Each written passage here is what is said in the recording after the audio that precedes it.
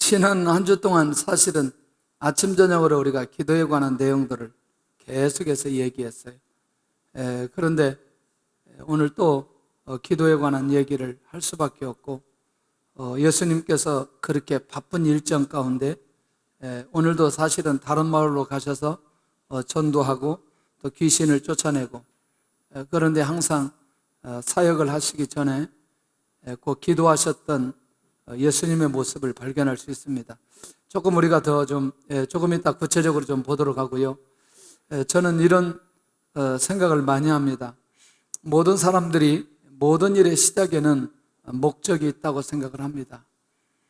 그런데 그 목적을 가지고 할 때는 반드시 결과를 얻어야 된다는 부담감이 있죠. 목적이 없이 무슨 일을 시작한다, 있을 수 없다는 거죠. 직장을 가거나 사업을 시작하거나 혹은 우리가 연구를 하거나 또 무엇을 하든지, 예술가이든지 스포츠인이든지 경제인이든지 정치인이든지 누구든지 어떤 목적이 있다, 그리고 어떤 결과를 얻어내려고 하는 그런 마음이 있는 것을 보게 됩니다. 그런데 중요한 건 이런 결과들이 스스로 얻을 수 있는 게 아니라는 거죠. 이게 이제 굉장히 중요한데, 어쩌면 자기 목적대로, 자기 방법대로, 자기 계획대로 일들이 잘 진행되면 좋겠으나, 그러나 실제로 이런 일들이 우리가 원하는 대로 이루어질 수 없다는 거죠. 그래서 우리가 원하는 대로 잘 이루어진 사람을 바라보고 뭐라고 말하느냐? 성공했다고 말하거든요. 그러나 사실 자기 분야에서 어떤 목적을, 어떤 결과를 제대로 이루어진 사람들은 사실은 그렇게 많지 않다는 거죠. 왜냐하면 그것은 우리 스스로 그것을 얻을 수 없기 때문에 그렇다는 것이죠. 어제 그 태풍 오고 그러는데요. 갑자기 이 TV 모니터가 보여요. 모니터에 딱 보였는데 그게 뭐였냐면 과일이 떨어진 거였어요. 과일이 바닥에 막 떨어졌더라고요. 마음이 참 아프더라고요. 왜냐하면 한 해 농사 지금 수확기인데 조금 며칠만 있으면 잘 수확할 수 있는데 그게 다 떨어져요. 어떤 농부가 이 과일이 지금 떨어질 줄 알았겠어요? 모른다는 거죠. 마음이 아프죠. 또 논을 보면은 여러분들 태풍이 한번 확 지나고 나면 다 쓰러져 있어요. 그러니까 열매가 잘 여물어야 될 시점이거든요, 지금. 그러니까 우리 스스로 안 된다는 거죠. 그런데 우리가 한 가지 기억해야 될 것은 그 열매, 그 결과를 누가 맺게 하느냐? 하나님께서 맺게 하신다는 거예요. 제가 열매라고 말할 때 무슨 과일의 열매만 생각하지 않았으면 좋겠고 곡식의 열매만 생각하지 않았으면 좋겠어요. 우리 삶 전체에 관한 결과를 저는 열매라고 얘기하고 싶거든요. 그러니까 결국 이렇게 이 모든 열매를 맺게 하시는 분이 누구냐? 하나님이시라는 사실이 우리 안에서 믿어져야 된다는 거예요. 하나님께서 만들어주시지 않으면, 하나님께서 역사해 주시지 않으면 그것이 이루어질 수 없다는 사실을 우리 스스로 인정하게 되어질 때에 그 다음 단계로 갈 수 있다는 거죠. 그러면 하나님께서 그렇게 열매를 맺게 하시고 그렇게 열매 맺는 길로 인도해 가시는 것이라면 당연히 그 하나님 앞에 뭐 해야 되느냐? 기도해야 된다는 거죠. 그러니까 그렇게 하나님께서 열매의 길로 인도하시고 열매를 맺게 하시는 것이라면 결국 우리는 당연히 깨어서 기도하는 것이 기본적인 삶이 아니겠나라는 생각을 해보는 거죠. 그래서 오늘 우리는 주님께서 사역 가운데 언제 기도하셨는지에 대한 그 내용을 좀 살펴볼 필요가 있고요. 주님께서 이 땅에 사시는 동안에 무엇을 그렇게 집중해서 제자들을 양육했는지 이 부분에 대한 감각이 우리 안에 있으면 좋겠습니다. 첫째는 공생의 사역을 시작하기 전에 금식 기도로 시작하셨습니다. 이게 마태복음 4장입니다. 사실은 예수님이 누구냐면 하나님으로 이 땅에 오셨어요. 하나님의 아들로 이 땅에 오셨어요. 메시아로 이 땅에 오셨어요. 만왕의 왕으로 이 땅에 오셨음에도 불구하고 주님이 사역을 시작하기 전에는 항상 기도하셨는데, 특별히 공생의 사역 시작 전에는 금식 기도 하셨던 것을 보게 된다는 거죠. 놀라운 거죠.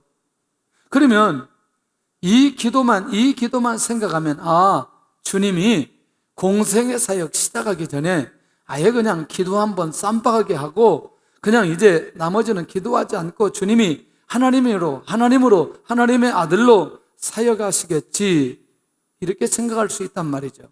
그런데 오늘 본문에 마가복음 1장 35절에 한적한 시간에, 그것도 새벽 일찍에 하나님 앞에 기도하셨던 주님의 기도의 모습이 기록되어진 것을 보게 됩니다. 자, 여러분들, 이것은 이제 사역이 시작하는 시작 중에 기도하신 내용이거든요. 그리고 주님께서 이렇게 개인적으로 기도하셨다는 내용이 많이 기록되지는 않았어요. 그러면 우리가 생각할 때, 주님은 마가복음 1장 35절에만 기도하셨고 나머지는 기도하지 않으시고 그냥 사역했다, 한 사람도 그렇게 생각하지 않으신다는 거예요. 그렇게 바쁜 일정 가운데서도 주님은 항상 하나님 앞에 엎드려서 사역하기 전에 그 바쁜 시간에 시간을 내어서 하나님 앞에 기도하시면서 사역하셨다는 사실을 알 수 있다는 것이죠. 할렐루야. 새벽 기도를 한국의 어떤 목사님이 시작한 게 아니고 이미 예수님께서 이미 이 기도를 시작하셨다는 사실을 기억하셔야 된다는 것이죠. 할렐루야. 특별히 우리 주님에게는 말씀을 선포하시거나 치유하시거나 전도의 사역 일정 가운데서도 이 시간을 놓치지 않았다는 것을 우리가 주목할 필요가 있겠고요. 우리가 예수님의 기도 중에 아주 절정으로 갔던 기도는 겟세마네 기도입니다. 겟세마네 기도. 그것은 예수님께서 십자가에 잡혀 돌아가시기 직전, 인류를 위해서 가장 결정적인 사역을 하시기 전에 하나님 앞에 엎드려 기도했던 것을 보게 됩니다. 그때 주님께서 기도하셨던 내용이 매우 유명하잖아요. 할 수만 있다면 이 잔이 내게서 지나가게 하옵소서. 그리고 나서 바로 말을 바꿔서 내 뜻대로 마옵시고 아버지의 뜻대로 하옵소서. 내가 하나님의 뜻이라면 내가 이 십자가에 못 박혀 죽으심으로 이 메시아의 사역을 완성하겠습니다. 이 기도, 이 고백을 하고 있는 것을 보게 됩니다. 그런데 이때 이 겟세마네 동산에 예수님만 가신 게 아니고 누구랑 함께 하셨어요? 제자들과 함께 했어요. 제자들 뭐 하죠? 잠을 자고 있는 것을 보게 됩니다. 한시 동안도 깨어 있을 수 없었더냐? 와, 한시 동안도 깨어 있을 수 없었더냐? 주님이 매우 안타까운 마음으로 그 제자들에게 그렇게 말씀하십니다. 그리고 예수님은 십자가에 죽으심으로 제자들은 부인하는 현장으로, 그리고 도망가는 현장으로 제자들은 나뉘어지게 되어집니다. 사실 종종 이 겟세마네 동산에 가서 기도할 때 그런 얘기 많이 하죠. 여기에서 나의 인생 전체를 결단할 필요가 있겠다. 그래서 항상 거기 가면 기도의 시간을 갖게 합니다. 근데 꼭 시간을 잘못 맞추면 거기 또 신부들이 나와가지고 꼭 이게 집례하고 막 미사하고, 그래서 시간이 안 맞을 때 어려운데 다행히 우리가 갈 때마다 기도할 수 있는 시간들을 꼭 주었어요. 자, 그렇다면 구속사역의 완성을 위해서 목숨 건 기도가 오늘 우리 주님을 통해서 보여주셨습니다. 자, 그러면 우리가 정리할 필요가 있겠죠. 뭘 정리하느냐? 주님의 모든 사역의 배경은 항상 기도였다는 거죠. 할렐루야. 그러니까 하나님으로 이 땅에 오신 주님도 하나님 앞에 기도하는 것이 습관처럼 하나님 앞에 기도하고 그 사역을 완성시켜 주셨던 것을 보게 됐다는 거죠. 자, 두 번째 우리가 주목해야 될 것은 뭐냐면 주님 자신이 하나님 앞에 기도의 삶을 살아가셨어요. 그런데 두 번째는 주님께서 이 기도에 대해서 어떻게 가르치셨냐는 거예요. 누구를 가르쳤어요? 누구에게? 제자들에게 가르치셨어요. 여러분들 이제 내용을 보면은 그때그때마다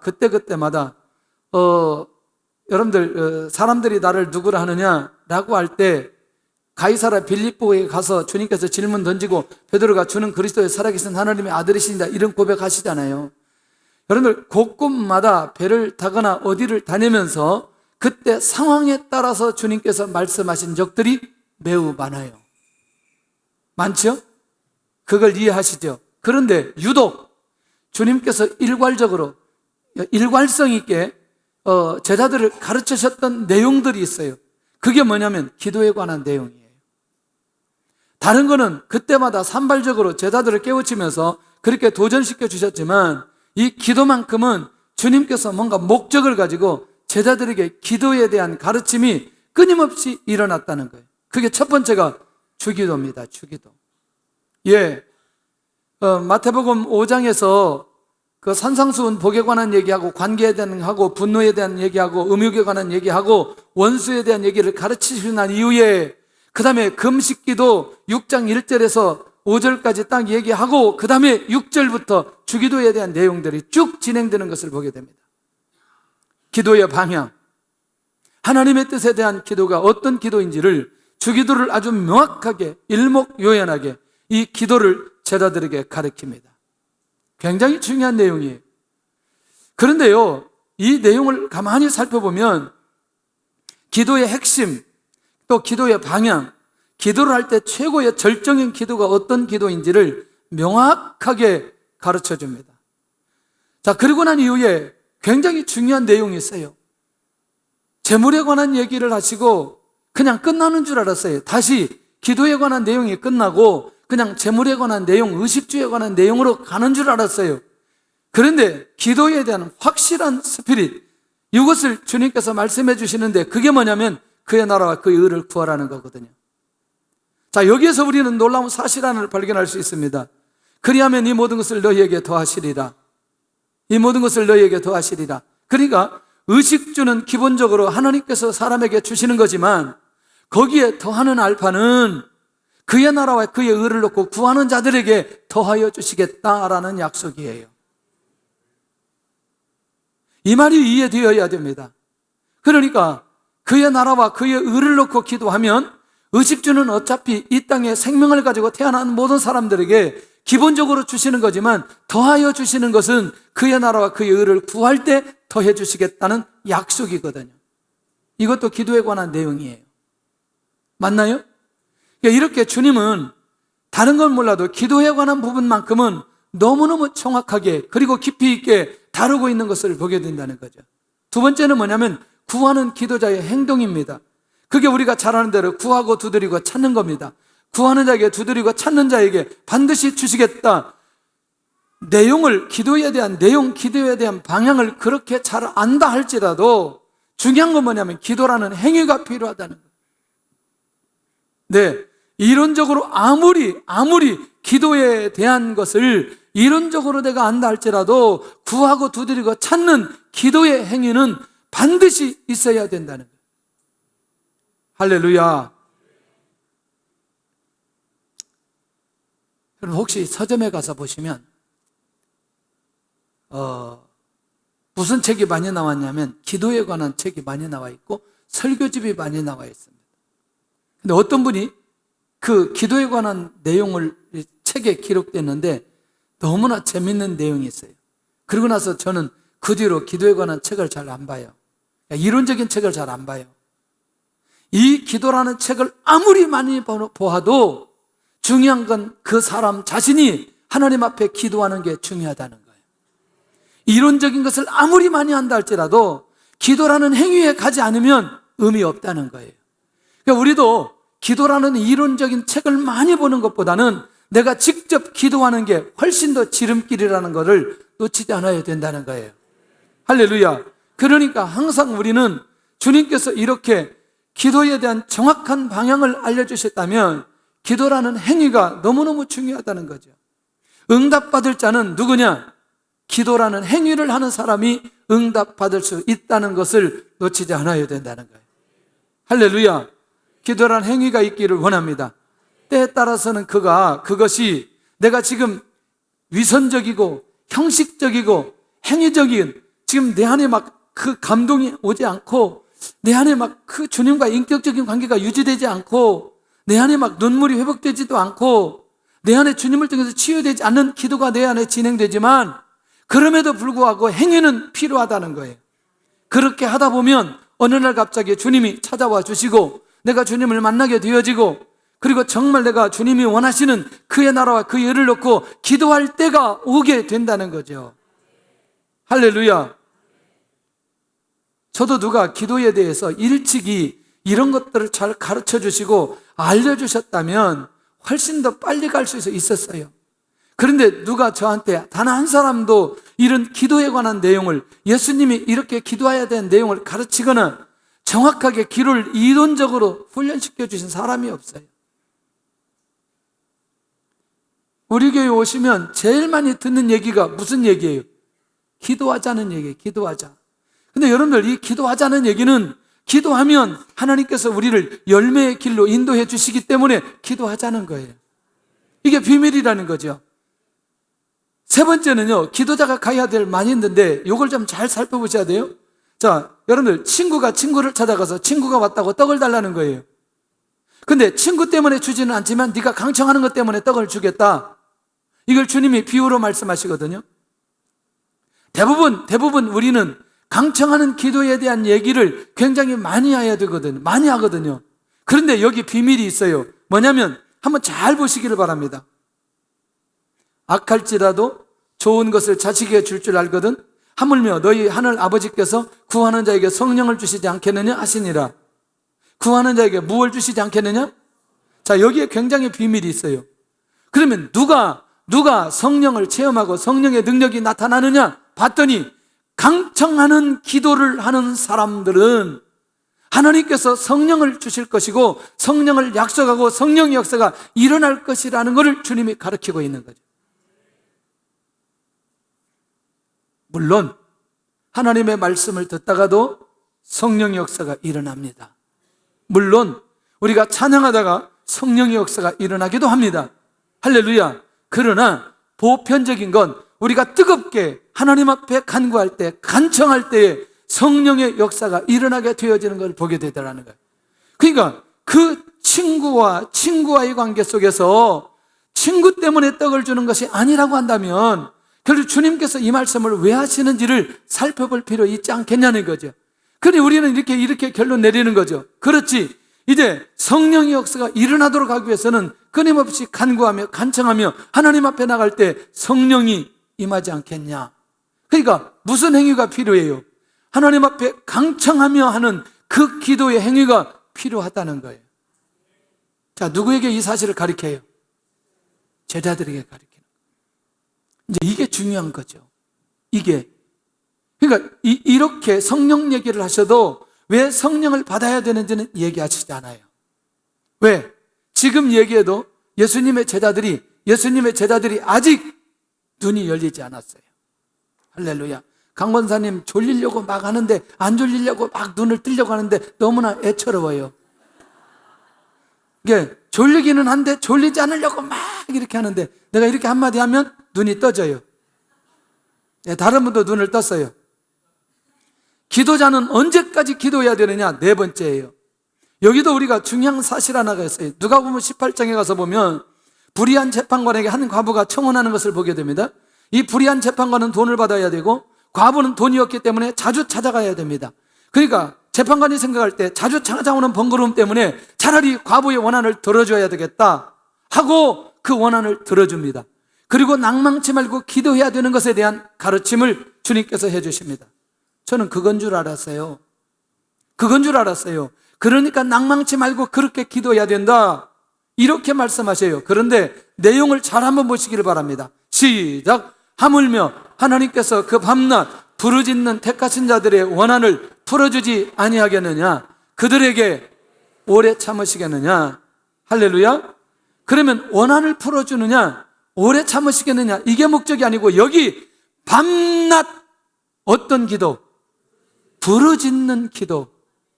밤낮 어떻게 하는 기도? 부르짖는 기도에 대한 비밀을 주님께서 여기 1절에서 7절까지 말씀하시고 8절에 열어놓으시는 것을 보게 된다는 거예요. 할렐루야.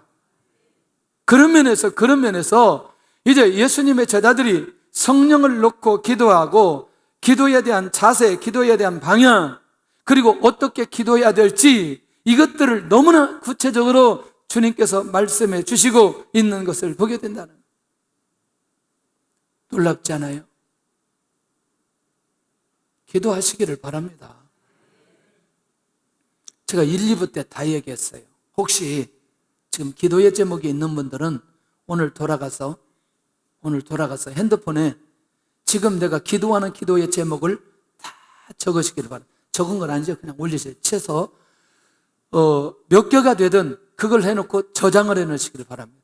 저장해놓고 12월 31일 날, 그리고 기도 하나지 않아요. 오늘 9월 8일 날 기도 제목을 적어놓고 기도를 전혀 하지 않고 12월 31일 날 그 기도의 제목을 한번 열어서 보시기를 바랍니다. 그 기도의 제목이 어떻게 되었는지. 제가 볼 때는 60, 70% 이상은 응답되어졌을 거예요.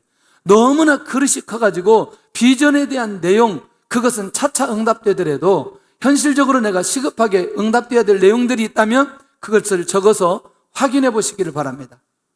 놀랍게 응답되어져 있을 것입니다. 저는 중국에 처음 가가지고 자전거 탔어요. 자전거 너무나 좋더라고요. 근데 너무나 뜨거워요. 그 다음에 누가 한국에서 왔다 가면서 오토바이를 하나 사줬어요. 5,000원짜리 오토바이. 야, 5,000원짜리 오토바이 너무나 좋아요.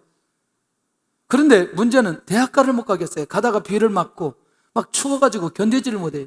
오토바이 타고 가는데 비 와 보세요. 그리고 이걸 헬멧을 안 쓰다 보니까 그냥 비가 때리기 때문에 앞이 잘 안 보이고, 한참 있다가 제가 성경책에다가 하나님 자동차를 한 대 주옵소서, 그리고 가로치고 XG 딱 썼어요. 근데 그때 현대자동차가 중국에 오지 않았을 때예요. 그리고 우리가 조금 있다가 현대자동차가 세워지고 그 다음에 그 소나타를 만들 때예요. 그러니까 XG 차는 거의 없어요. 근데 일단 제가 가로하고 XD 이렇게 적어놨어요. 나중에 한참 지나고 나서 봤더니 제가 XG를 타고 있어요. 한국에서 어떤 분이 한 4, 5년 탄 거를 수입을 해왔는데 이분이 이걸 팔지를 못하고 그냥 자기 정비공장 하시는 분인데 그냥 세우는 거예요. 누가 임자가 있으면 이걸 사가라고. 그래서 제가 이제 차가 한 대 있다 그래가지고 차가 뭐냐 그래서 XG래요. 이건 보고 말 것도 없다. 이건 무조건 사야 된다. 와. 그리고 샀어요. 제가 그러면 날마다 이걸 보면서 하나님, 제가 자동차 XG 이거 계속 이렇게 기도하겠어요. 딱 그렇게 적어놓고 잊어버렸어요. 그 나중에 시간이 지나서 성경을 딱 폈는데 그 내용이 그대로 있는 거죠. 그 뒤에도 쭉 내용이 쭉 있어요. 제가 이 사실을 깨닫고 그때부터 뭐 하기 시작하냐면 핸드폰에다가 기도의 제목을 저장해 놓기 시작했어요. 그리고 이 기도의 제목이 어떻게 이루어지는지를 확인하기 시작했어요. 저는 알잖아요. 이게 하나님께서 이루어진 것이라는 사실을 저는 알잖아요. 왜냐하면 내가 그걸 기도의 제목으로 적어 놓았기 때문에. 여러분들, 이것은 우리가 기도 훈련하는데 매우 중요한 거라고 생각을 합니다. 그러니까 이 기본적인 기도의 훈련이 끝나야 그 다음 단계로 넘어가는 엘리야처럼 대중적인 기도의 제목을 주시고 응답을 받는 역사가 일어나게 되는 것을 보게 된다는 거죠. 할렐루야. 그러니 결국 우리가 부르짖는 기도가 우리의 삶 속에 열려지지 않는 한 그 다음 단계로 넘어가기가 어렵다는 거죠. 그러니까 여러분들, 묵상 기도는 열려진 기도, 부르짖는 기도가 열려진 사람이 묵상 기도 해야 돼요. 할렐루야. 굉장히 중요하죠. 지난번에 목사님하고 어느 목사님들하고 여행을 하면서 어느 날 갑자기 이 목사님이 부임해서 왔을 때 굉장히 교회가 기도가 뜨겁고 열심히 교회가 부흥되고 살아있는 모습인데 요즘에 그렇지 않다는 거예요.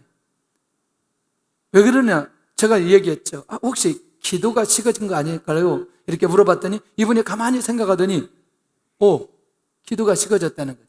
이상하게 교회 분위기가 기도 소리가 커지면 기도 소리 작게 하게 하는 분들이 있다는 거예요. 우와, 이거 심각하죠. 여러분들, 정말 부탁을 드리는데 다른 사람들의 기도 소리가 커서 기도가 안 된다고 생각하는 분들은 정말 고민하면서 귀마개를 가지고 오셔야 돼요. 왜냐하면 그분이 기도가 크기 때문에 그분의 기도를 자제시켜서는 안 된다고 생각해요. 맞아요, 안 맞아요? 저분은 하나님 앞에 성령의 역사로 소리를 내서 기도하게 되어져 있는 거예요.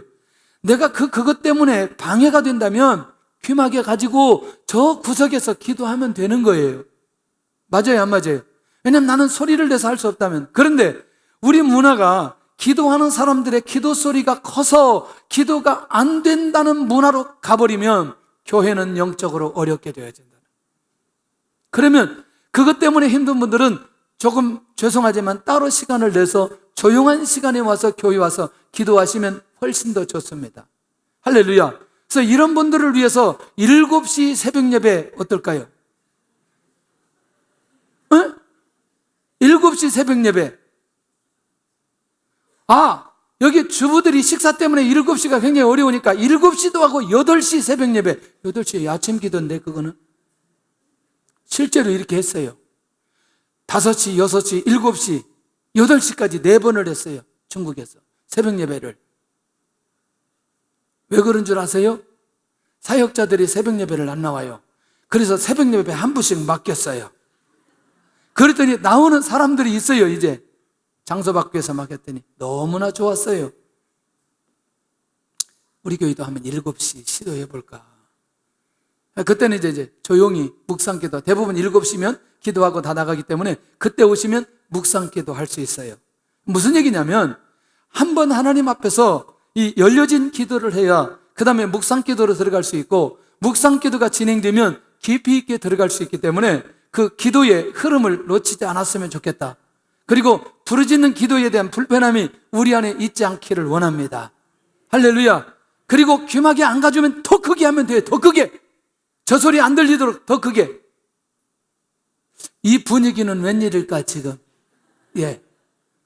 그렇게 크게는 못하겠다는 거죠. 무슨 얘기냐면 다른 사람이 기도하는 거 너무나 신경 쓰지 말고 그거 방해하지 말으라는 거죠. 자, 이제 기도 훈련을 받고 기도한 사람들이 누구냐? 우리가 잘 아는 대로 이 기도에 대한 내용들을 끊임없이 들었던 사람들이 누구냐면 예수님의 제자들이에요. 열흘 동안 집중 기도합니다. 저는 묵상 기도했다고 생각하지 않아요. 왜냐하면 오직 성령이 너희에게 임하시면 너희가 권능을 받고 예루살렘, 유대와 사마리아와 땅끝까지 이르러 내 증인이 되리라. 내 증인이 되리라. 이 말씀을 듣고 예수님 떠나시고 제자들만 남았어요. 얼마나 절박하게 기도했을까요? 열흘 동안 성령의 역사가 일어날 수 있을 때까지 예수님의 제자들이 했다는 거죠. 두 번째, 누구냐면 이때 기도가 열렸어요. 기도가 열리고 난 이후에 이제 우리는 시간을 정해놓고 기도하자. 그렇게 해놓고 결국에는 그들이 기도하는데 하루에 3번씩 기도하기 시작합니다. 그런데 여러분들 아까 얘기한 대로 이때 제자들이 성령 충만한 역사는 무엇 때문이에요? 무엇 때문에 성령 충만해야 돼요? 아니, 증인의 삶을 살기 위해서잖아요. 이제 열렸어. 기도에 대해서 알겠어요. 그러니까 예수님의 제자들이 뭐 하기 시작하냐면, 그렇다면 우리가 이제 정시기도 하자. 뭘 위해서? 증인의 삶을 살기 위해서. 그러니까 증인의 삶을 사는데 예루살렘 전체 소동이 일어나도록 누구를 만나게 하느냐? 안진뱅이 만나게 하는 거 아니겠어요? 이게 비밀이거든요. 열렸어요. 기도가 열렸어요. 성령 역사로 열렸어요. 그리고 체질화되는 거죠. 그러면 목적을 향해서 가게 되는 거죠. 그게 뭐냐면 증인의 삶을 위해서 이제 그들이 깨어있기 시작하는 거죠. 초대교회가 세워졌어요. 3번째는 세워졌는데 너무나 놀랍게도 이 초대교회가 핍박을 받아서 베드로가 감옥에 갔는데 베드로가 감옥에 갔던 그것을 놓고 교회가 기도하기 시작합니다. 열린 거죠. 그렇지. 우리는 우리의 힘은 이 베드로를 어떻게 할 수 없지만 하나님께 기도하면 하나님께서 반드시 열어주실 것이라는 확신이 그 안에 있는 거죠. 그리고 교회가 그를 위해서 간절히 기도하기 시작합니다. 그리고 베드로는 감옥에서 탈출하게 되어집니다. 그것도 아주 정정당당히 천사가 깨워서 이 옥에서 나오는 놀라운 응답들이 일어나기 시작합니다. 이게 교회가 기도하는 거예요. 사도들이 기도한 게 아니고 교회가 기도하는 거죠. 교회가 열린 거죠. 조금 더 가보면 4번째는 여러분들 감옥에서 기도로 응답받고 간수를 구원한 바울 선교팀이 있어요. 자, 바울과 실라가 빌립보에서 복음 전하다가 감옥에 들어갔어요. 그리고 뭐 하기 시작하느냐? 기도와 찬양합니다. 여러분들, 선교의 목적은 뭐냐면 영혼 구원이에요. 영혼 구원해야 될 사람이 어디에 갔냐면 감옥에 갔어요. 근데 감옥에 갔는데 하나님의 뜻을 보여 주옵소서. 하나님의 뜻이 뭐예요? 영혼이 구원하는 것을 보여 주옵소서. 하나님의 뜻이 영혼이 구원이라면 영혼이 구원하는 하나님의 뜻을 보여달라는 거거든요. 옥문이 열리죠. 옥터가 움직이죠. 근데 그때 만난 사람이 누구냐면 간수라는 거죠. 죽으려고 하는 간수를 막고, 그리고 그 간수에게 생명의 복음을 전하죠. 주 예수를 믿어라. 그리하면 너와 내 집이 구원을 받으리라. 이 기가 막힌 복음을 이 간수가 받고, 결국 그 가정도 복음화되고 빌립보 지역에 복음의 역사가 일어나는 일에 간수 가문이 사용되어지게 됩니다. 이렇게 해서 빌립보 교회가 세워지게 된다는 거거든요. 여기도 무엇으로 역사가 일어나느냐? 하나님 앞에 기도함으로, 하나님께 기도할 때 이 역사가 일어나게 되는 것을 보게 된다는 거예요. 자, 알겠어요. 뭐 알겠느냐? 우리가 급한 거 알겠어요. 저는 다른 건 몰라도 우리 민족성 가운데 좋은 게 뭐냐면 빠른 거예요. 빠른 거. 빨리. 할렐루야. 그래서 이삿짐도 번호가 828이에요. 그런데 문제는 빨리 가는 건 좋은데 기도하지 않고 빨리 가다가 잘못된 결과가 왔을 때 되돌아오는데 시간이 더 걸리더라는 거죠. 할렐루야. 다시 분명히 급한 건 사실인데 하나님 앞에 기도하고 하나님의 인도받고 그리고 하나님의 응답 속에 가도 늦지 않는데, 우리가 급하다고 빨리 갔는데 빨리 간 만큼 다시 되돌아야 되는데 되돌아왔다 가는데 그 시간이 더 많이 걸리더라는 거죠. 할렐루야. 조금 천천히 가시기를 바랍니다. 그리고 기도하고 가시기를 바랍니다. 기도하고 시작하기를 원합니다. 어차피 하나님께서 열매를 맺도록 하는 것이라면, 하나님께서 열매를 주시는 것이라면 우리가 하나님 앞에 구하고 열매 맺는 길로, 그 방향으로 가야 될 필요 있지 않겠냐는 거죠. 그렇다면 오늘 우리에게 이 사도들이, 오늘 예수님의 제자들이 기도 훈련을 받고 기도하면서 그들이 감당했던 이 비밀들을 절대로 놓치지 않아야 된다는. 여러분들, 우리의 삶 속에 누구에게든지 어떤 열매를 맺기 원하는 그런 소원함이 있어요. 사도 바울은 선교할 때 얼마나 열매를 맺기 원하는 그 소원한 마음이 있을까요? 그러니까 결국 기도할 때마다 하나님의 뜻을 구하는데, 그 하나님의 뜻은 여기에 열매를 맺는 그것과 영혼 구원과 어떻게 연결되느냐, 그것에 대한 하나님의 뜻이라는 거예요. 그러니까 일단 우리는 다른 걸 다 떠나서 우리가 영혼이라고 하는 부분에 초점을 맞추면 더 좋겠으나, 지금 우리가 거기까지 되지 않는다면 우리 현실적인 문제는 문제대로 해결받고 응답받으면서 인도받아가야 된다는 거죠. 기도 훈련이 어차피 되어야 되기 때문에. 그러나 중요한 건 기도라는 행위가 우리에게 이어지지 않는 한, 우리가 하나님 앞에 원하는, 우리가 개인적으로 원하는 그 열매라고 하는 것은 쉽게 얻을 수 없다는 거예요. 무슨 말인지 이해되나요? 목회할 때 제일 놀라운 비밀이에요. 무슨 비밀이냐? 여러분들 목회할 때 제일 어려운 게 뭐라고 생각해요? 제가 목회할 때 제일 어려운 게 뭐라고 생각했어요? 근데 2부 때 물어봤어요.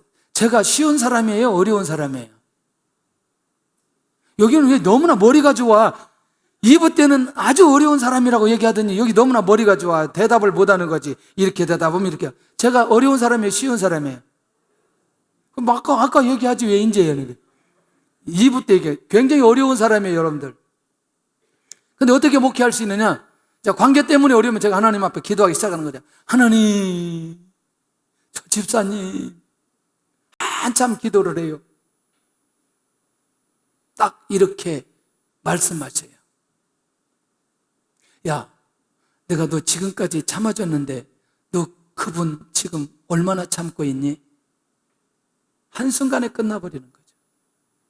그러니까 이게 수없이 기도할 때마다 사람마다 상황에 따라서 계속 이렇게 응답을 주시는 거예요. 어느 때는 이렇게 이제 제 마음속에 오는 거죠. 무슨 음성을 듣고 그런 건 아니지만 제 마음속에 너 가족이라고 얘기하는데 그를 가족으로 실제로 받아들였느냐? 이렇게 하는 거죠. 그러면서 제 안에 있는 크고 작은 문제들이 싹 지나가는데 그때 어느 때 이런 마음을 주시느냐? 하나님 앞에 기도하고 주님과 인격적으로 만났을 때 은혜를 내려주시더라는 거죠.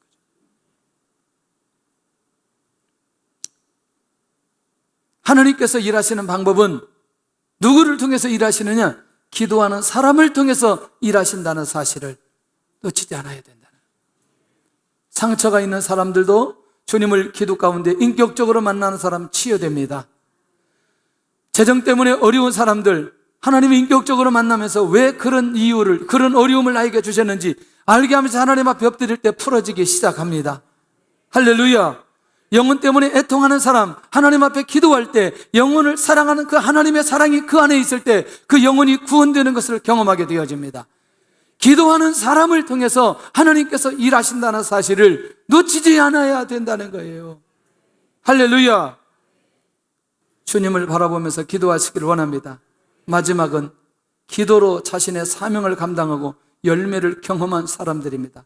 여러분들 주목했으면 좋겠습니다. 우리가 여호수아에 대해서 너무나 잘 알고 있습니다. 해와 달을 멈춘 사건을 너무나 잘 알고 있습니다. 그런데 저는 이 얘기하고 싶은 거죠. 여호수아가 하나님의 비전을 가지고 있어요. 하나님의 은혜로 가나안 땅에 들어갔어요.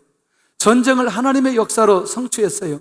그러면 사실은 지금 10장의 연합군도 하나님께서 직접 이 연합군들을 다 쳐서 없앨 수 있어요.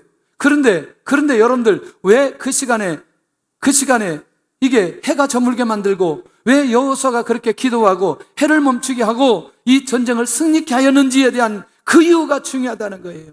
뭐냐면 하나님께서 직접 이 모든 것을 하면 사람들이 하나님께서 하셨다는 사실을 알지 못하기 때문에 여호수아의 기도를 통해서 해를 멈추게 하고 여호수아의 전쟁을 통해서 승리케 하고 가나안 땅을 정복하게 하시는 하나님의 계획이 여기에 있다는 거예요. 왜 우리로 하여금 기도를 시키느냐? 그것이 하나님께서 하셨다는 사실을 사람들로 하여금 알게 하기 위한 목적이 그 안에 있다는 거예요. 그러니까 기도할 필요가 있다는 것이죠. 기도하면서 그 문제를 풀어내야 된다는 것이죠. 할렐루야.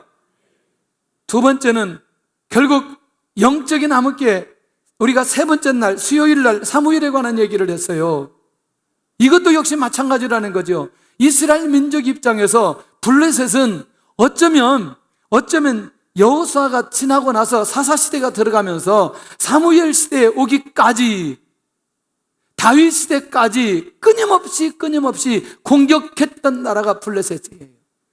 그러면 이런 지금 영적으로 회복하고 회개하고 하나님 앞에 금식하고 그 전에 이미 우상 다 정리하고 하나님 앞에 돌아왔을 그때만이라도 하나님께서 블레셋 군대를 해결할 수 있어요. 그런데 이스라엘 백성들이 사무엘에게 기도를 요청하고 사무엘이 하나님 앞에 기도할 때 드디어 하나님은 우리를 바라서 이스라엘 백성들 앞에 패하도록 만들어 주십니다.